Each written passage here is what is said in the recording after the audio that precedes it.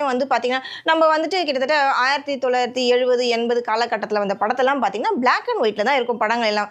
Mostly வந்து பாருங்க, set போட்டு தான் எல்லாருமே நடிப்பாங்க. ஒரு சீன் ஒரு வீடு சீனா இருக்கட்டும், இல்ல ஒரு சாங் ஷூட்டா இருக்கட்டும், எதுவுமே வந்து பார்த்தீங்கன்னா, ஒரு செட்டுக்குள்ள தான் பண்ணுவாங்க. அப்படி இல்லன்னா, தவிர்க்க முடியாத சில காரணங்களால வெளியில போயிட்டு வந்துட்டு ஷூட் பண்ணுவாங்க. சாங்ஸ் இந்த மாரி தான் நம்ம பார்த்துட்டு இருந்தோம்.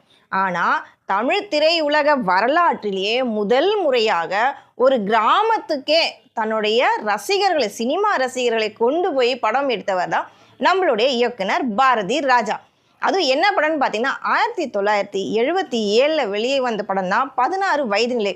ஸ்ரீதேவி, கமல், ரஜினி நடிச்சிருப்பாங்க இந்த படத்துல. இந்த படம் வந்து பார்த்தீங்கன்னா, முழுக்க முழுக்க 100% பார்த்தீங்கன்னா, கிராமத்திலேயே போய் எடுத்திருப்பாரு. அவுட்டோர் ஷூட்லேயே போய் எடுத்திருப்பாரு. கிராமம்னா எப்படி இருக்கும்? அங்க இருக்க மக்கள் எப்படி இருப்பாங்க? அவங்களுடைய வாழ்க்கை முறை எப்படி இருக்கும்? அவங்களுடைய ட்ரெஸ்ஸிங் சென்ஸ் எப்படி இருக்கும்? எல்லாமே பார்த்தோன்னா, அந்த படத்துல இருந்து தான் மக்களுக்கு ஒரு இன்ட்ரெஸ்ட்டு. அதாவது சினிமா ரசிகர்களுக்கு ஒரு இன்ட்ரெஸ்ட் குடுக்கக்கூடிய படமா அது அமைஞ்சது. 16 வயதினிலே படம் வந்து பார்த்தீங்கன்னா, இன்னைக்கு வரைக்கும் பேசும் பொருளா தான் இருக்குது. எல்லா டைரக்டர்ஸா இருந்தாலும் சரி, ஒரு நடிப்பு துறைக்கு நாங்க வரோம், நடிக்கிறதுக்கு ஒரு ஆக்டிங்க்காக வரோம்னு சொல்றவங்க யாரா இருந்தாலும், இந்த படத்த பார்ப்பாங்க.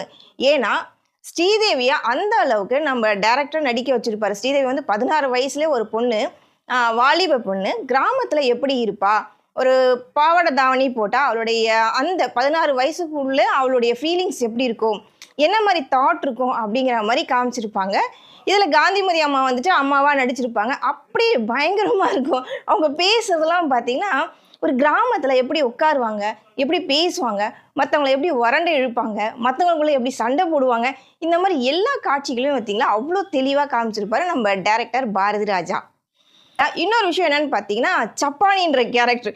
இன்னைக்கு வரைக்கும் பார்த்தீங்கன்னா, சப்பானி அப்படின்னு யாருன்னு பார்த்தீங்கன்னா, நம்மளுக்கு கமலஹாசன் தான். அவருடைய ட்ரெஸ்ஸிங் சென்ஸ் பார்த்தீங்கன்னா, வெறும் கோவணம் மட்டும் தான் கட்டியிருப்பாரு. சப்பானி அப்படின்னாலே அவரு ஒரு மாரி கோவமாவாரு. ஏன்னா, ஸ்ரீதேவி வந்து அந்த படத்துல தான் ஹீரோயின் நம்ம சொல்லியிருக்காங்களா, அவங்க சொல்லியிருப்பாங்க மயிலு. அவங்க பேரு மயில் அந்த படத்துல. அவங்க சொல்லியிருப்பாங்க, "சப்பானின்னு உன்னை யாருன்னா கூப்பிட்டா நான் அவங்கள சப்புன்னு அரைஞ்சிரு" அப்படின்னு. அந்த இடத்துல கிராமத்திலேயே சில பெரிய தலைகள்லாம் இருப்பாங்க இல்லையா?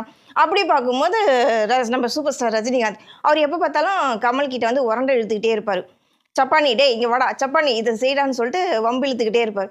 இவருக்கு வந்துட்டு ஒரு இன்னோசென்ட்டான கேரக்டர் இல்லையா கமல்ஹாசன் அந்த படத்துல. அவர் வந்துட்டு, "என்னை இனிமே சப்பானிலாம் கூப்பிடக்கூடாது. என் பேர சொல்லி தான் கூப்பிடணும்" அப்படிங்கிற மாரி அவர் சொல்லுவாரு.